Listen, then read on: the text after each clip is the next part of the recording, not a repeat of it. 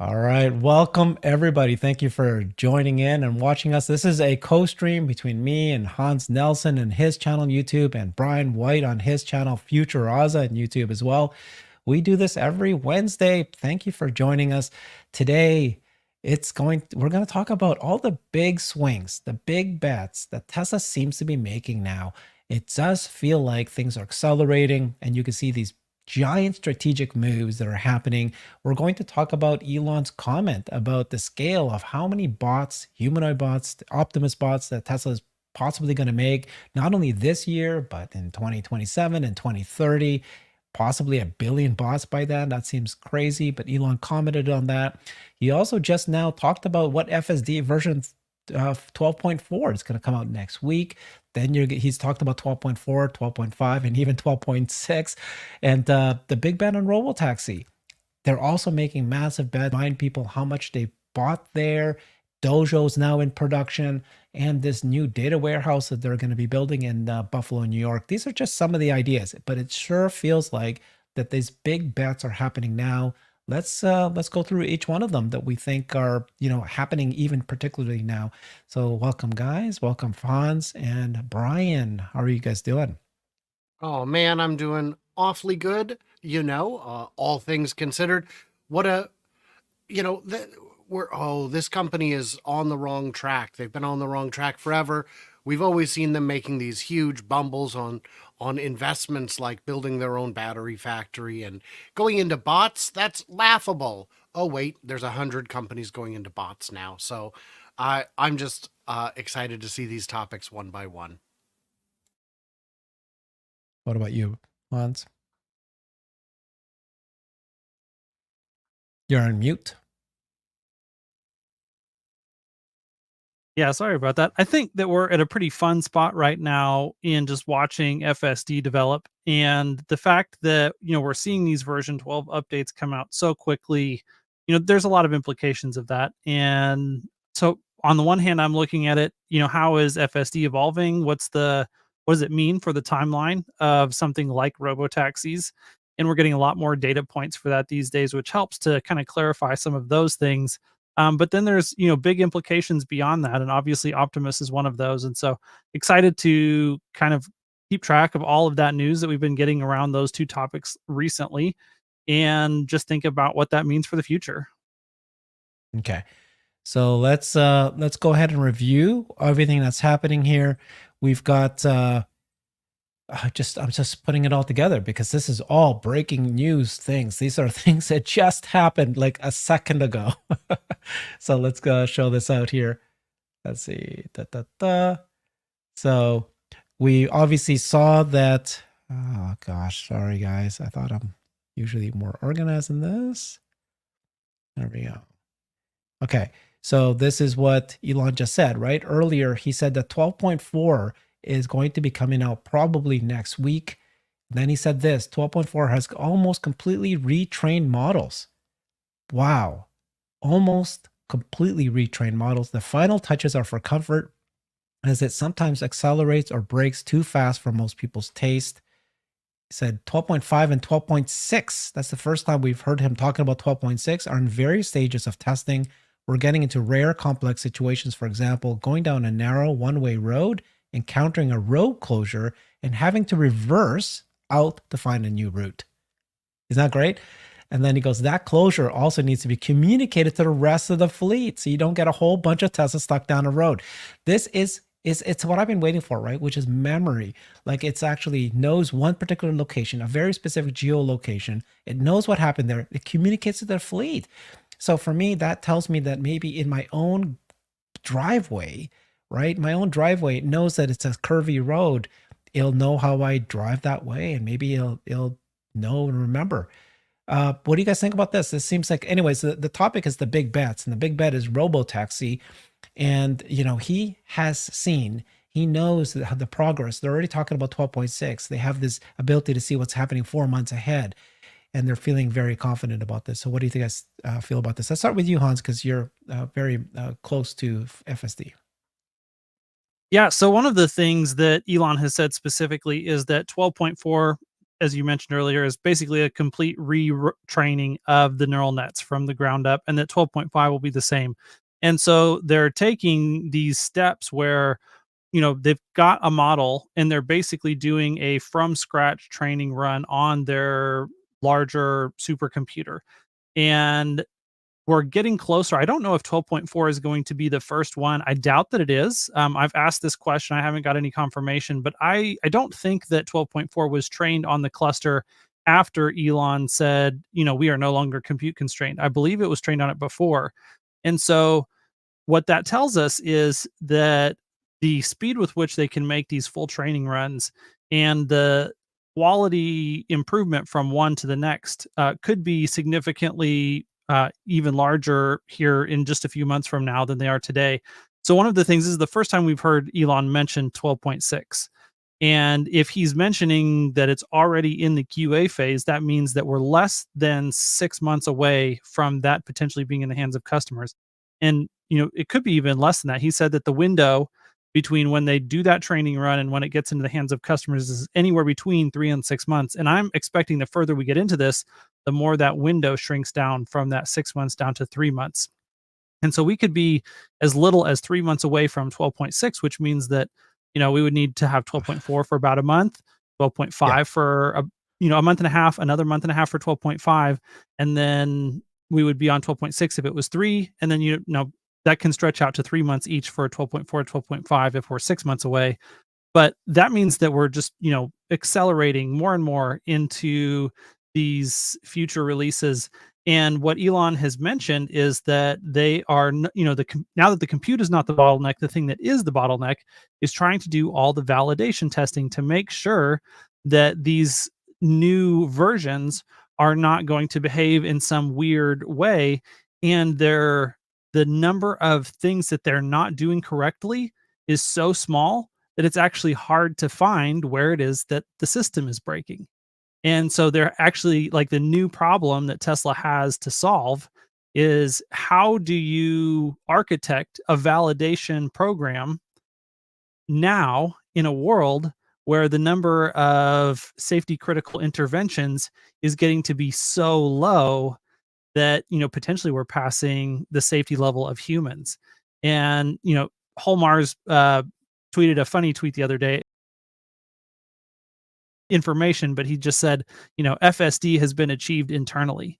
And that is definitely the type of vibes that I'm getting from observing what is going on at Tesla right now. So I think Yeah. that's kind of where I'm at with what I'm seeing these days and what I'm reading into these tweets. Of course, this is all, my opinion and Mhm. speculation, might be wrong, might be inaccurate, might be the ramblings of a madman, as Tom likes to say. But that's what it is. Yeah. I, There's I, an yeah. account user named Lord Flacco who yesterday said, "What did Elon see?" And so, what I'm the topic of today is Tesla and Elon making a massive bet here, and why are they doing this? This is robo taxi.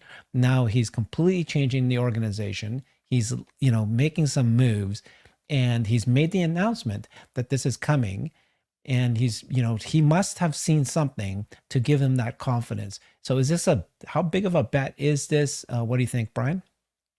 So I would agree with Madman and some of his ramblings. The Elon had said only about 1 in 10,000 things in FSD training is actually useful, and that makes sense to me.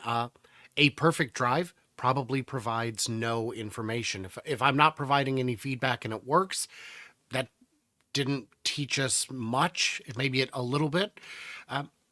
When they said we're no longer compute constrained, this is the evidence of that. The speed with which subsequent versions are rolling out is very fast. And to Hans's point that it can take a bit of time to validate these, it's not like traditional code where you're validating what you wrote. The neural net wrote it, and you can't always see what it is. So you have to take a more cautious approach because you're not double checking your math. You're guessing what the math is and making sure it's safe and accurate. And it seems they've got a pretty good handle on that.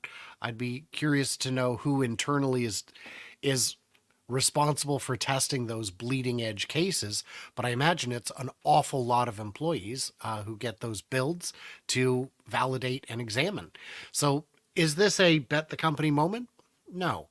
Is this the verge of a breakthrough? Maybe. We've been hearing him say that for a long time. But the breakthroughs that we've been getting have not been a solution. They've been steps towards a solution, some of them very big, some of them not as big, some of them slight regressions historically, but this is working. And so my confidence has not been higher that the approach is correct, that the path is the right one, and that it will be solved. But of course, there's all kinds of noise coming up. What now? The stock is down. There's all fraud. You see fraud, and I'm confident it doesn't rise to that level legally. I'm definitely confident it doesn't morally. Being corporate hubris is not fraud, especially when you believe absolutely that this is what's going on, that this is the, Elon has long said, I'm driving the bleeding edge build. When you see it, you will be blown away. And a lot of people then got that build and were blown away. Some not as much. Some people are harder to blow away, I suppose, depending which construction material those little piggies use to build their homes.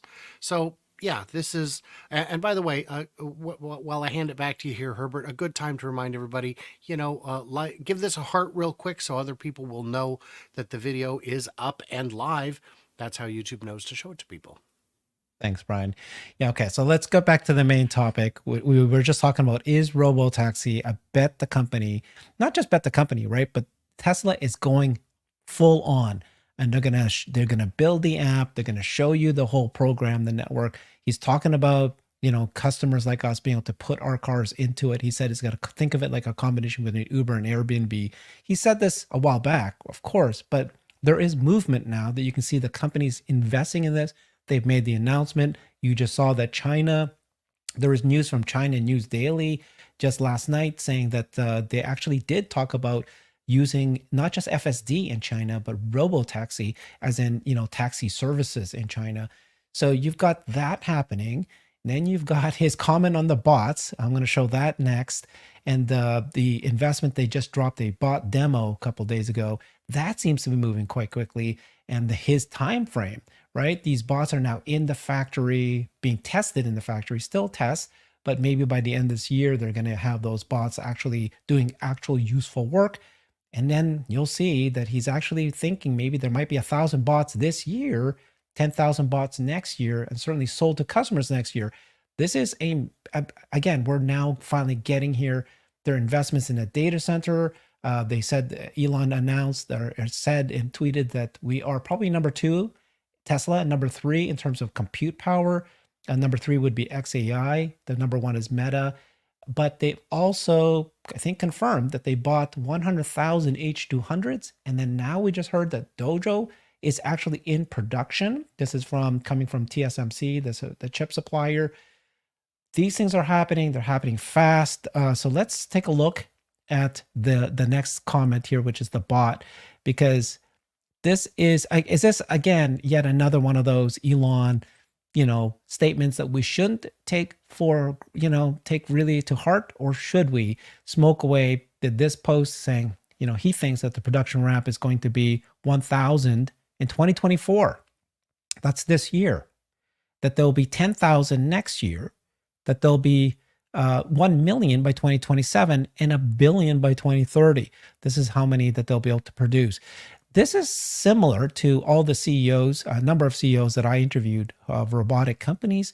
They said something similar, which is you'll see a 10x each year. So if you've got 100 now, 1,000 next year, 10,000 the following, other people have said that. But to say that you have 1,000 this year, that you have 10,000 next year, 1 billion, and then Elon replied saying not quite that fast, but not far wrong. Not quite that fast, but not far wrong.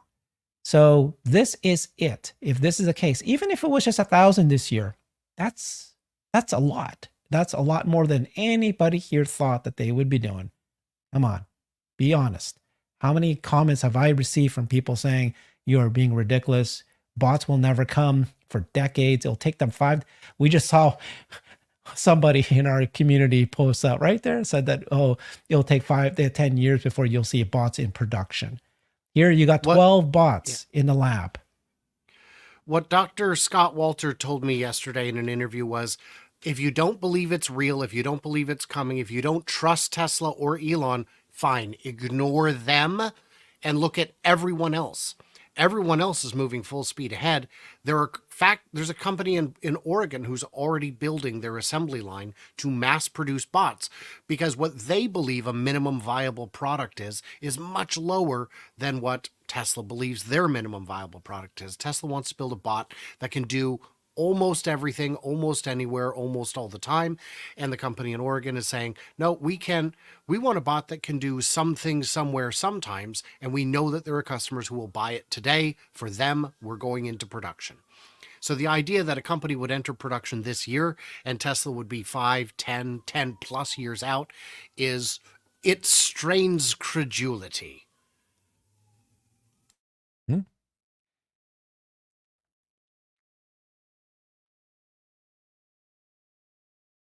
The speed that Tesla has, developed the Optimus Gen 2 product is pretty incredible. And so for people to not think that that progress is going to continue, or that that progress is going to be very, very slow in the future, I just don't take those people seriously. And I do know who you're talking about, who was very critical of the timeline of Optimus, and I won't lambast him here on stream, but while he is a person who obviously understands some numbers in some places, his understanding of the Optimus project and his ability to even read basic tweets from Elon, from Milan Kovac, that are, they're making very clear and concise claims that he was not even aware that they had made the claims, much less anything else.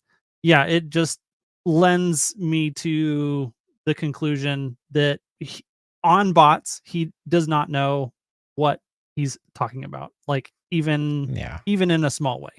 So anyways, when people make these claims, you have to evaluate, just because they know something somewhere else, they actually know anything about bots. And anyone that I know and talk to and trust on this topic, who looks at what Tesla is doing in this space, is very impressed by their progress. One of the things that, I'm not sure if they are at this point ahead of where a lot of the bot makers are, that are basing their platform off of NVIDIA, are able to get on software. I think that NVIDIA has a really good open platform right now that's allowing a lot of other people who are focused on the hardware to make rapid progress on the quality of their software, and maybe even to a point that at this instance in time looks like it's a little bit further along than Optimus. But what Tesla's doing is they are building their own stack from scratch, and they're not necessarily relying on NVIDIA to provide them with some of the things that NVIDIA could do, but they want to have that full integration so that they have full control over their future. And that might take us a little bit longer here at the beginning, but they are going to be so much further ahead in their ability to mass produce the bodies at scale, that they have the time right now to make sure that the software stack to get the brains right is in place.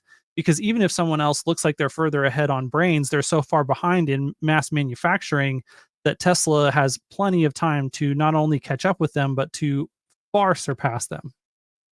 The way I look at it is there's two teams. It's you versus me, and we've decided, we've been told, dig a trench from A to B. So I'm out ahead. I'm going to go out there with my hands and just start clawing away at it. And if you look at us a few hours later, you'll see I'm a third of the way done, and you've just finished assembling your shovel. Guess what? You're going to win. If you don't build it in a way that it's like the delays with the semi. People have said, yeah, but all these other companies were very quick to get a semi to market. Yeah, a semi with 100 miles of range and a dreadful curb weight to boot. But Tesla's trying to get a 500-mile range truck that is also mass producible, that is also profitable on a per unit basis. I've seen no evidence to suggest that the Freightliner, the e-Cascadia, the Kenworth, all those, the Mercedes, the Volvo, the BYDs, that those are actually profitable vehicles to sell, and they're grossly short on specs. Tesla's trying to make something that is right the first time, and they have a much higher threshold for what constitutes a minimum viable product. And that's why Tesla has the luxury of taking their time with something like Bot, with something like Semi, because it's not a do or die for them. And they can, when the products arrive on the market, the Model 3, when it first came out, was such an improvement over everything before it. Really, even better than the Model S. Model S was a better car, but the Model 3 was mass producible. So I think they're not taking the wrong approach. Yeah, I don't think they're taking their time. That's the point of this show. I think that they are now going full on, very fast, going very big, and they all have a theme, which is robotics AI, right? So we just showed that they're going to go full on with robotaxi. They're going full on with bots. You see how fast these demos are going. The scale is going so much faster. They've invested significant amount in AI compute, and it's all just happening fast. And they're investing the right amount of money, and they need to invest even more. So this is why I'm happy as a Tesla investor. If I saw that they were still focused on just one thing, which is the cars, but they're not. So here they announced the new $500 million Dojo supercomputer coming to New York in January. This is the exopods, right? And then just this last week, we got news from TSMC, the supplier of the chips. They said that Tesla's wafer-sized Dojo processor is in production now. This is 25 chips combined into one. This new next-gen Dojo AI training tiles is in production now. So there's actually a belief that it's going to eventually become, I'm trying to find where it is. It says there eventually it's going to be 40 times, or I'm sorry, I'm skipping around, guys, so I apologize for this. I know you hate doing that, but where is it here? It's going to be 40 times at some point, as much computing power as today's system. So here you have Tesla not only buying hands over fist, right? New, not only the H100s from NVIDIA, but now the H200s, even I think, what is it, Hans, called the B200s too? The B kind, right? Yeah, there's GB 100 and 200 coming in the not too distant future. Yeah, this is NVIDIA chips that they're buying. So they're going crazy buying that. He said that $10 billion worth. Some of that is actually on Dojo, but Dojo's now up as well. So they are investing their money in the right places, and it's now coming to fruition at this point. So these are the massive bets that Tesla has made years ago, right? Putting the vision cameras in the cars, creating supercharger networks, actually having the computers, right? The computers having the chips in the cars. And now we're seeing robotaxi coming to play. They started to getting into a bot years ago when everybody was laughing, going, we're not ready for humanoid bots. That was before the ChatGPT moment happens and everybody realizes it's perfect timing, because ChatGPT now allowed the bots to actually have training, to be able to learn, to be able to communicate. That was just one of the things that happened that allows bots to be a reality. We knew that there was going to be a race for AI, and we didn't know. We all thought that all the other massive companies out there were buying significant amounts. We thought Tesla was nowhere. Now we've learned that not only has Tesla been buying, but they're actually making progress with Dojo. For many months, we all thought that Dojo was a dead project. Now it's looking like maybe it's been revived. It's coming back again. So all of these are massive bets that Tesla's been doing that seems to have come and coming to fruition, and they're coming faster and they're coming faster, and it's coming now too. Is there any other big bets that Tesla is making now that I haven't talked about yet?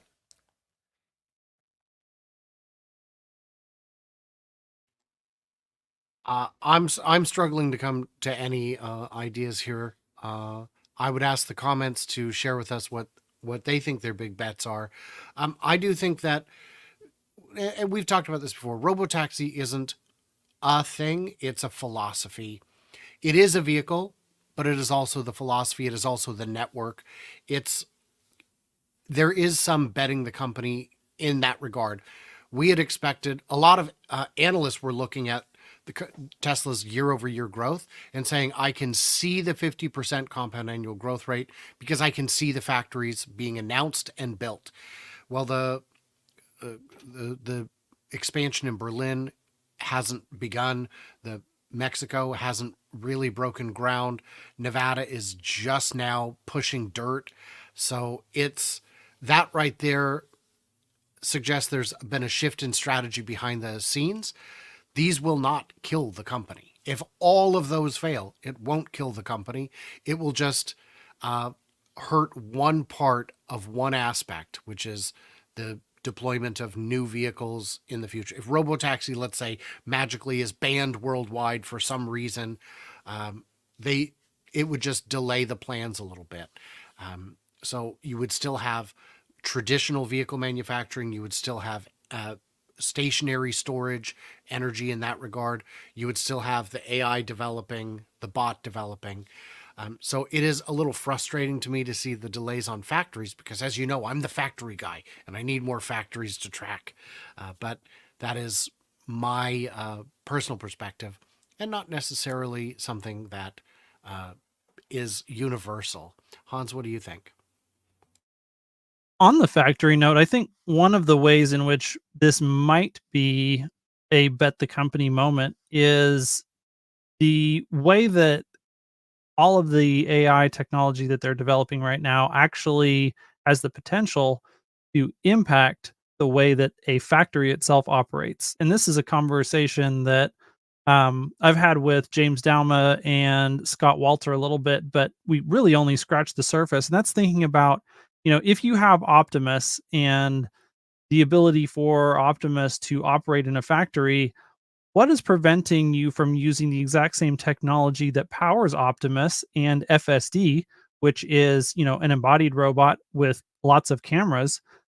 You can make your entire factory smart in all of your machines, all of your robots, all of your industrial, all the old things that you have, your conveyor lines, your big arms, your welding machines, all of your conveyance, all of these things can actually, over time, be given some amount of intelligence on their own and an ability to be coordinated from a high level by an automated system. And that was Elon's, original goal with the alien dreadnought.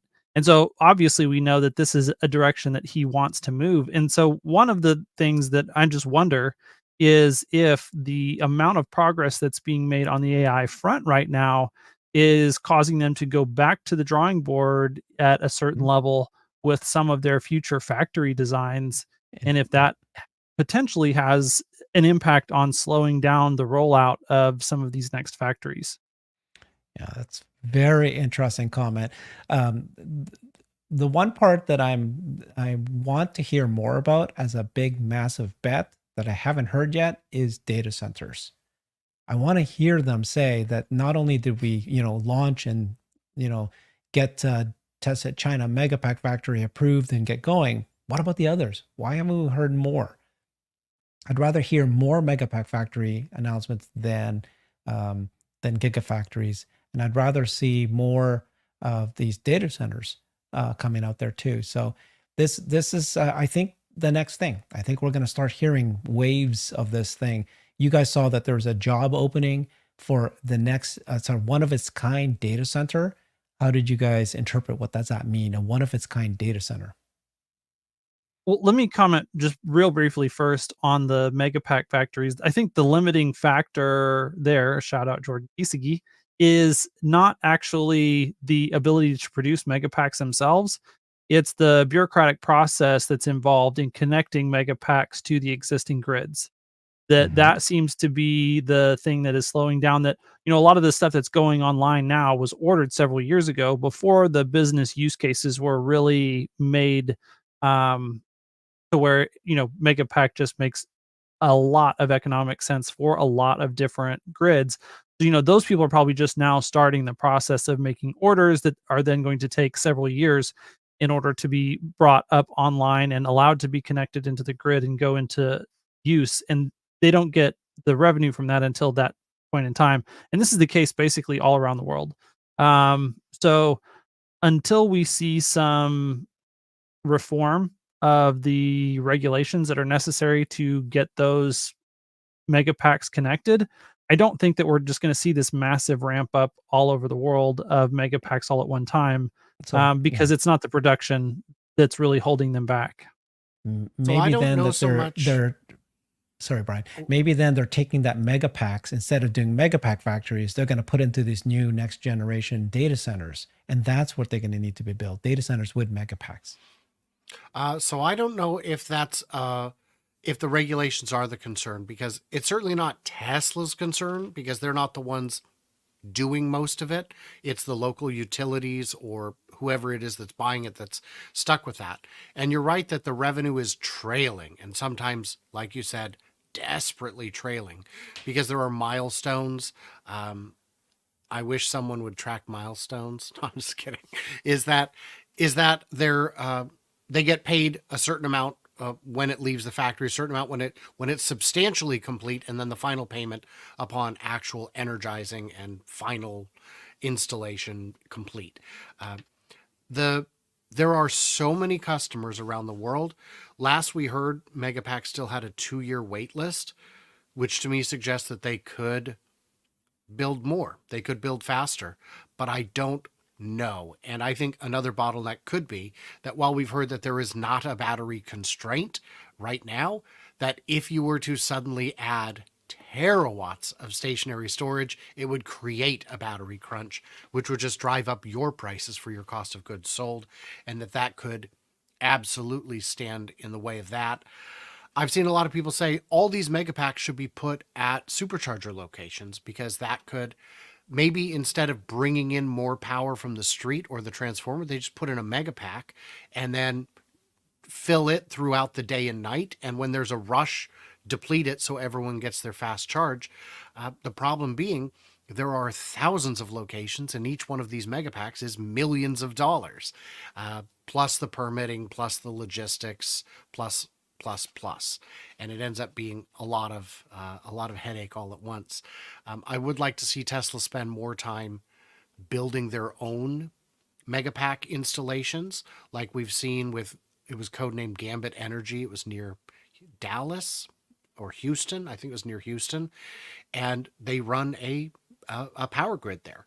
I'd like to see them do more virtual power plants. That's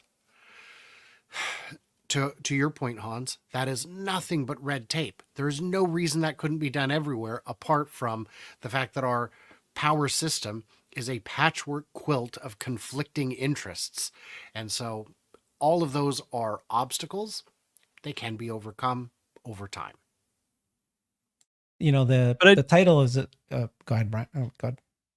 I was going to say, I do like the idea of, using, so one of the big next consumers of electricity is going to be data centers. We already see that, people have talked about, you can't bring more than 100,000 H100s online in a single state because you'll take the power out.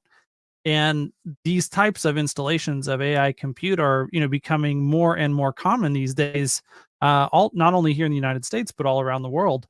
And so offering a solution to be able to power a large scale data center with an independent microgrid that's not connected to any of these major utilities is a pathway that I think exists, and we have yet to really see anything materialize here, other than the Amazon data center that they set up next to that nuclear power plant.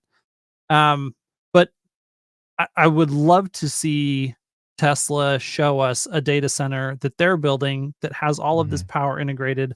I think that would be a path forward where you really could ramp up a large scale amount of both compute and energy storage, both at the same time in large numbers. The question then gets back to Brian's point about, well, how much or energy storage are we talking about there? And, does that get us back into a pickle with our lithium supply? And it's very possible that it would, because, we've already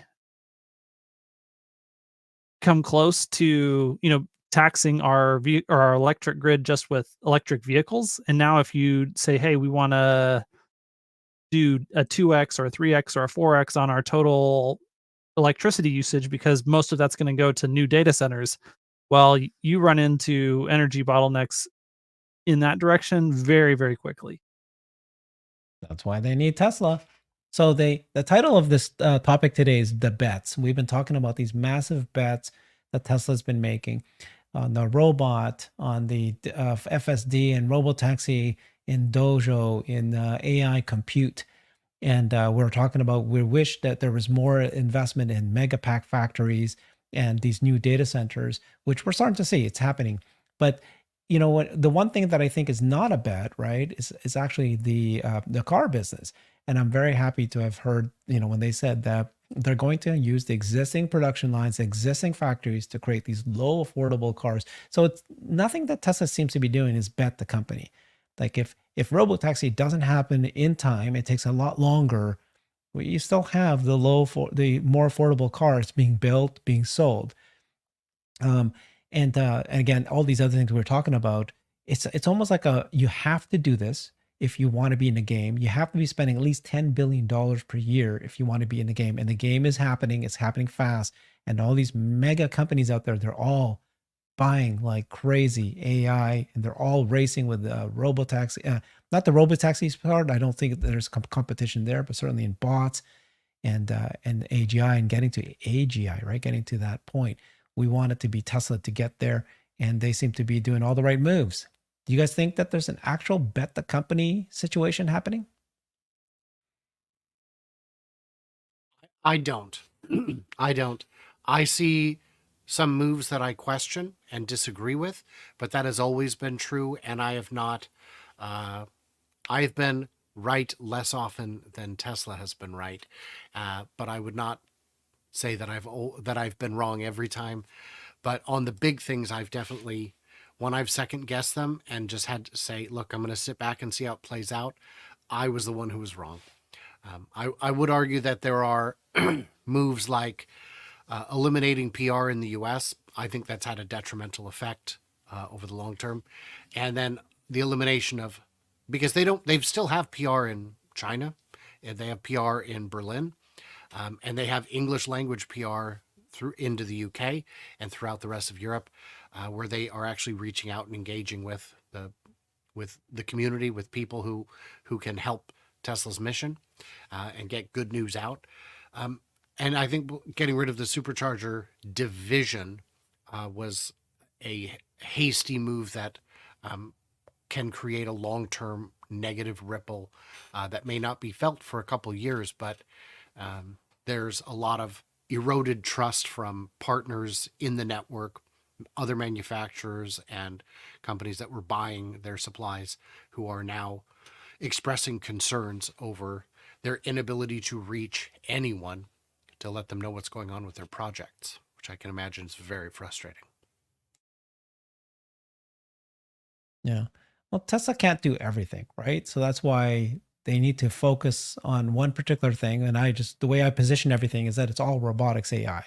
You got bots, you got robotaxi, you got AI, you got data centers, energy. This is all where the future is. This is where all the money is. And so, yeah, you might suffer a little bit on cars, but electric vehicles also, anyways, in a point where it's not skyrocketing. It still is growing quickly, but it's a little bit of a pause right now because of the economy and so forth. So it seems to me the right moves. I would definitely agree on the big things. One of the areas of superchargers that really we need to be seeing some progress on is the mega chargers for the semi truck. If we're going to be starting production on those next year, well, we need to start seeing progress on the charging infrastructure for that, because it is, completely unique, completely separate, and no one else is going to build that infrastructure besides Tesla. So I don't know how the departure of the supercharger team is going to impact that, if at all. Maybe it doesn't. Maybe that project belongs to whoever it is that's responsible for the semi itself. We'll just have to see how that plays out.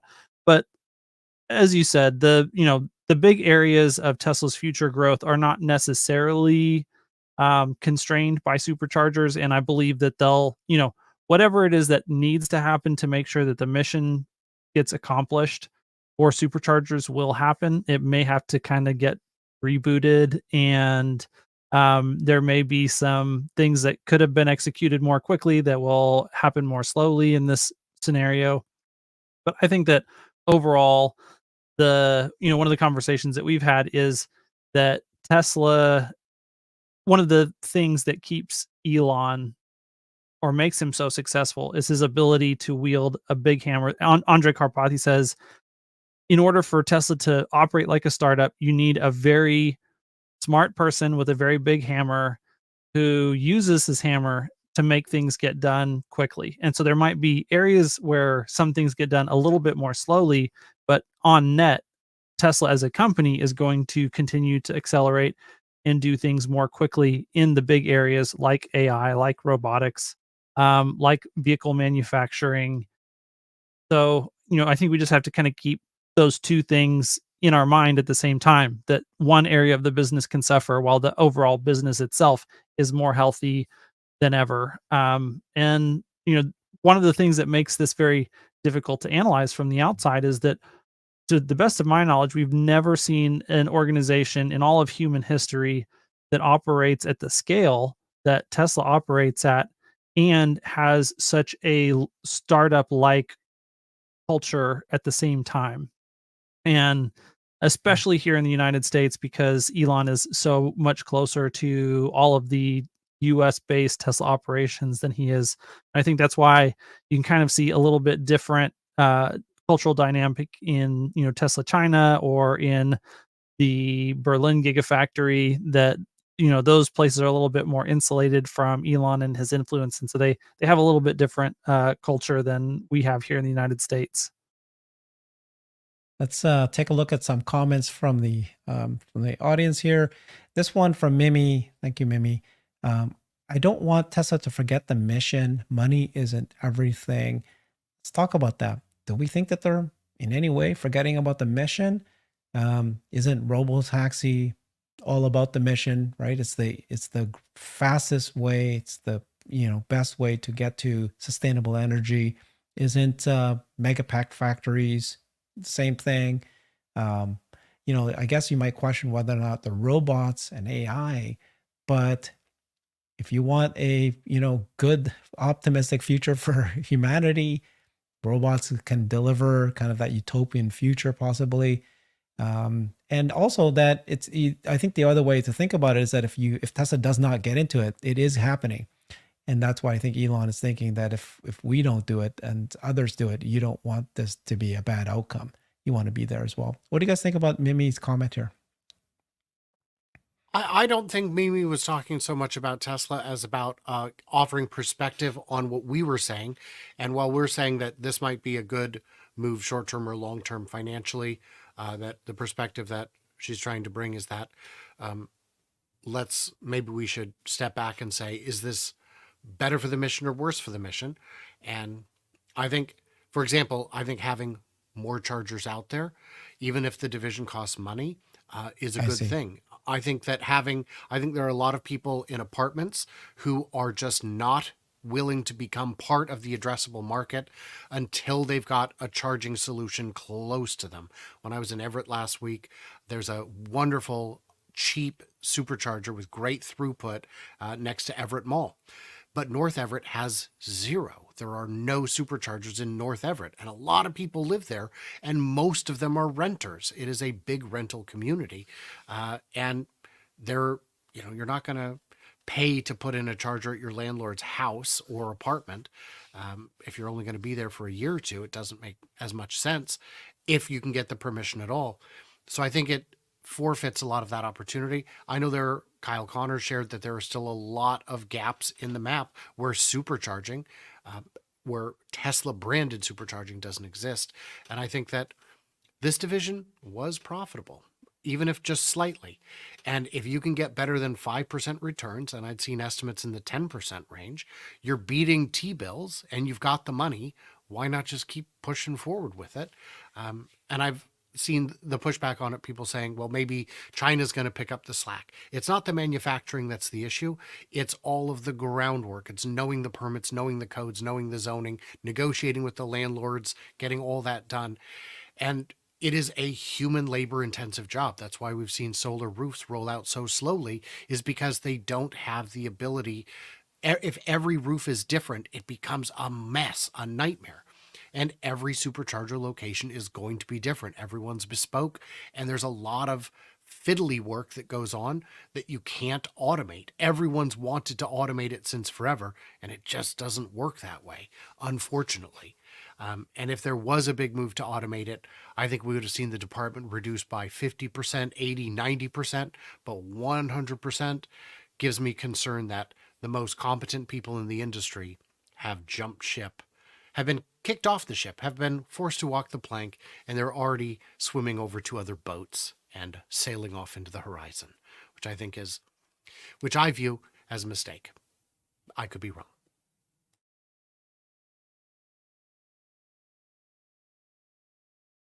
No comment, Franz?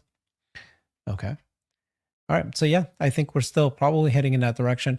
And then we've got comments from Chandra. Thank you so much. Buffalo, New York, right? That data center, the 500 million Dojo cluster that's going to be built in New York is going to be powered. I think Elon said, right? It's Omar said, oh, it's near Niagara Falls. It's great. And I've been bringing this up, right? Amazon recently bought last year a data center that's right in a nuclear power plant.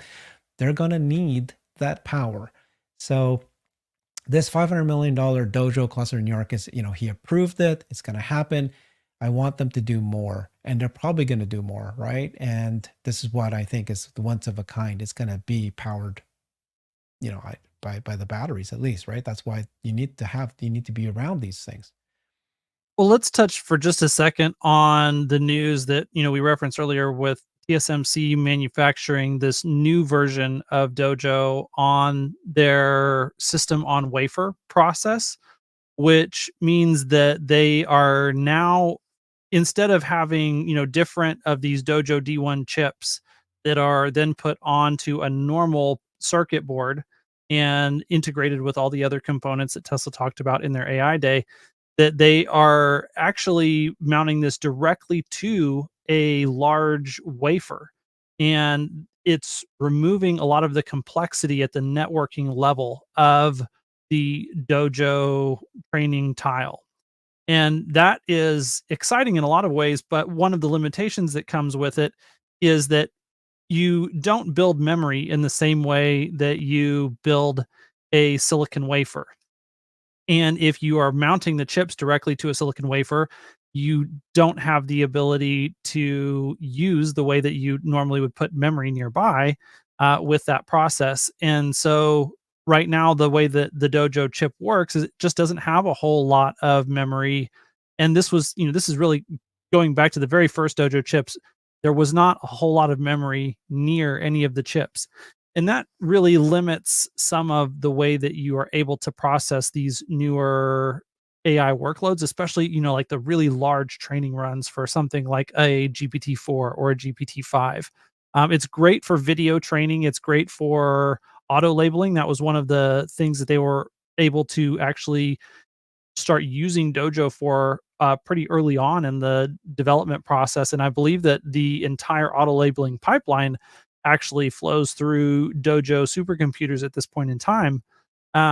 But it's not something that's necessarily going to keep Tesla from needing to buy NVIDIA H100s, H200s, and whatever the next versions are. And that's why we've seen Tesla continue to buy those things, is that there's a use case for both. There's a use case for Dojo, and they can keep from having to buy too many extra NVIDIA chips to do some of the workloads that they have that are expensive, that need to be done, but they're not necessarily as efficient to run on NVIDIA hardware, and they're able to make that work with Dojo.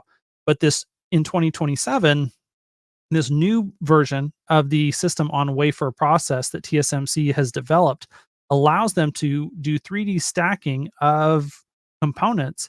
And so they can take a silicon wafer, they can mount the Dojo chip directly to the silicon wafer, and then they can put memory on top of that Dojo chip.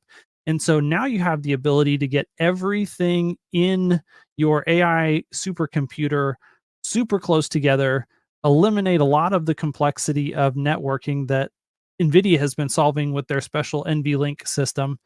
And like the best NVLink is no NVLink. And if you can eliminate that, then it reduces the amount of power, the complexity of coordinating your workload. There's just a whole lot that goes into that. And since Tesla's Dojo chip is the first chip to be manufactured with this system on wafer process, that should mean that they have a lead over any other manufacturer who wants to start moving in this direction, or then being the first to also implement the system on wafer with the 3D block architecture and the ability to integrate that high bandwidth memory on top of the chips and build what is very likely to be the architecture that basically disrupts the way that NVIDIA does AI training. And so that was the biggest takeaway that I had, is that Tesla, while Dojo has not completely kept Tesla from needing to buy NVIDIA hardware up to this point, that is still a realistic possibility that's on the horizon, in that Tesla may actually make better AI training hardware in the future than NVIDIA makes. We'll have to closely monitor the situation and see how that plays out. But there's a realistic possibility that we will see that sometime between 2027 and 2030. So one thing I wanted to say on that is there was a time when Tesla announced 100% of the labeling department in Buffalo was laid off. And there was a similar concern where they said, wait a minute, why are you? And they said, it's because we no longer need them, because automatic labeling is perfectly sophisticated to handle the task. That's an example of getting rid of an entire department for obvious reasons, because the technology has reached the point that it needed to reach. We didn't see that in advance with the supercharger thing. And yes, the network will continue to grow with third parties, but there are a lot of ellipses in the middle of the equation that are missing. And just saying, well, we're going to expand current locations, that's already running counter to what Tesla was claiming was possible even a few months ago. And we know it's not.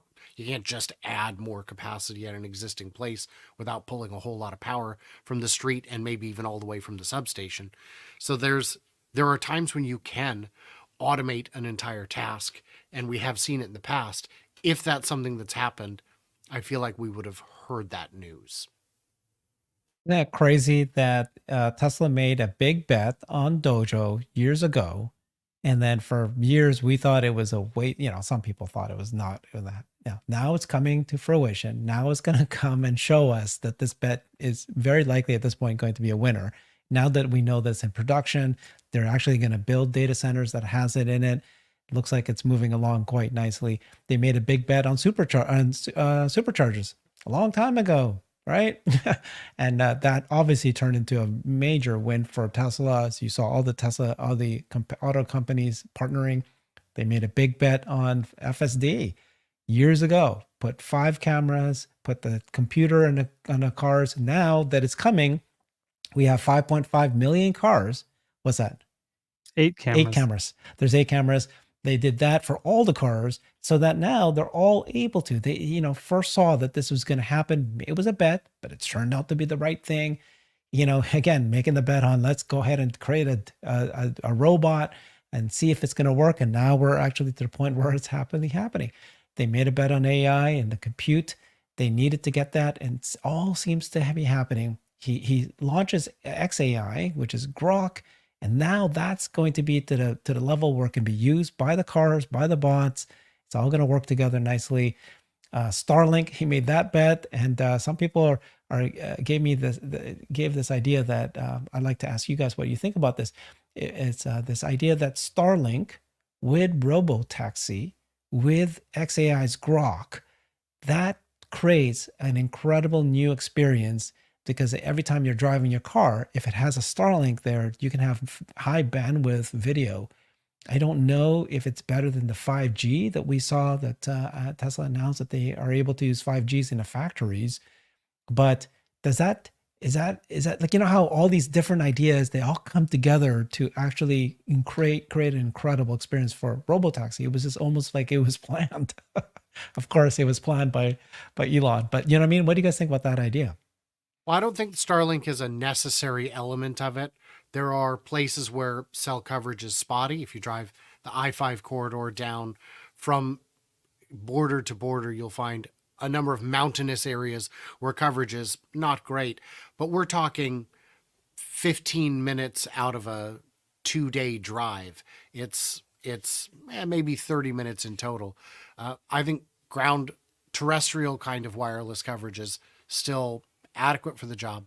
But if we can get our eyes off the road, it frees up infinite possibilities behind the wheel.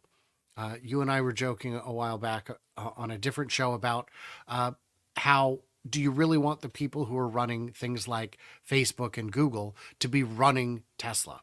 Do you want to send your Optimus to the store to get groceries and find that they only came back with sponsored content? That's not what I asked for. I just want my product to work right. But who knows what kind of world we're getting into? And it would be wonderful to have a Grok assistant in the car where I can say, find me a coffee shop that's open, that's along my destination, along the route to, I don't want 6 miles back. I want 50 miles ahead is fine. Just keep me going that direction. And that's something I imagine Grok will be well suited to do. And, again, it also needs to be open at this hour, whatever hour it is. And also, do they have oat milk or raspberry flavor, whatever it is? Those are things that definitely don't exist on your car today, but very easily could very soon. And then for that matter, why don't you recommend a movie about blank, something that interests me, and it could give you perhaps a good or very hilariously terrible recommendation. Both are acceptable in my book. Hans?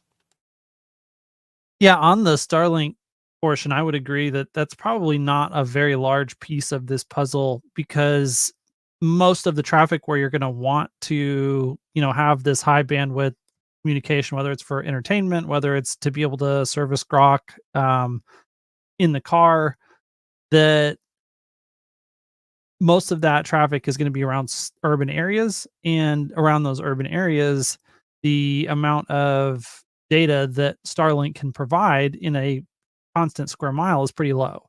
And so, Starlink just in general tends to be a better solution for less densely populated areas.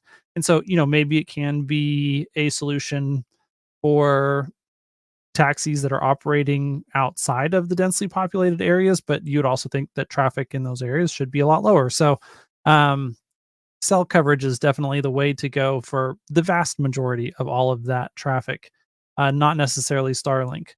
But that said, I think that the ability of Tesla to offer a platform to serve all kinds of content, and some of it will be informed by or controlled by something like Grok, I think is, highly, highly likely. And it's exciting to think about those possibilities. I would agree on that end of the spectrum as well.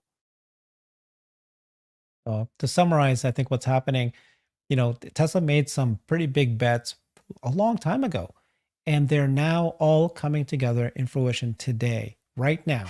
And so they're making more bets, like doubling down. But they're doubling down because the progress has happened, because they can see it, because they can see the end line coming very close to us. And so it's like much more safer to do this. It's not bet your company anymore. This is now, oh my gosh, we really have bots and they're really working as we had hoped for. We really have robotaxi and it's working like we had hoped for. It's time for us to create it seems like we better start creating the platform, the infrastructure. Let's make the announcement. Let's get going on this. We actually have bought so much compute that we now have, no more compute constraint, but we'll need more. So let's, do this. The bet we did with Dojo years ago, it's turning out that it's actually now turned a corner. We can actually make it go in production. And it is going to be, 40 times more powerful eventually than it is what the compute power today.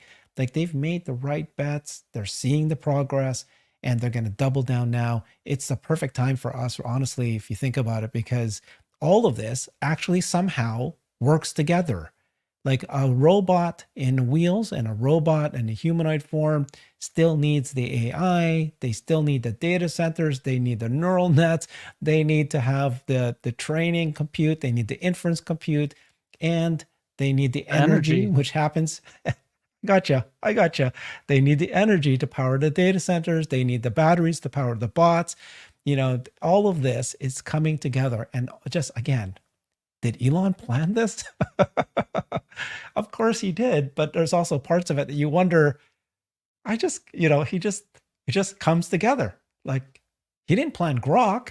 He just did that because he was forced to create it because of what happened at OpenAI. And when he bought X and Twitter, I don't know if he was thinking he was going to build Grok, but now that he has Grok, it's going to power the cars and the bots. It's like perfect. All perfect.